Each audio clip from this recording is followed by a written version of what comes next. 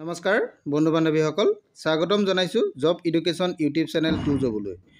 বন্ধু বান্ধৱীসকল, আপোনালোকে এটা কথা জানেনে যে অসম চৰকাৰৰ মুখ্যমন্ত্ৰীয়ে অংগনবাড়ী কৰ্মী আৰু সহায়িকাৰ দৰমহা বৃদ্ধিৰ কথা ঘোষণা কৰিছে। এই দৰমহা বৃদ্ধিৰ ঘোষণাটিৰ বিষয়ে সবিশেষ জানিবৰ কাৰণে আপোনালোকে ভিডিঅ'টো শেষলৈকে চাই থাকিব। আৰু যদি বন্ধু বান্ধৱীসকল আপোনালোক মোৰ চেনেলত প্ৰথমবাৰলৈ আহিছে তেনেহ'লে চেনেলটো ছাবস্ক্ৰাইব কৰি কাষতে থকা অল নটিফিকেশ্যনটো অন কৰি দিব। আহক আমি সেই মুখ্যমন্ত্ৰীয়ে কৰা ঘোষণাটোৰ সবিশেষ জানি লওঁ।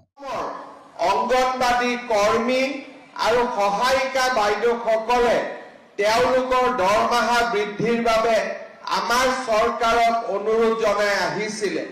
মই আপোনালোকক ক'ব খুজিছোঁ যে অহা 1 অক্টোবৰৰ পৰা আমি আপোনালোকৰ দৰমহাও বৃদ্ধি কৰিম আৰু লগতে আপোনালোকক এটা এককালীন সাহায্যও আমি আগবঢ়াম।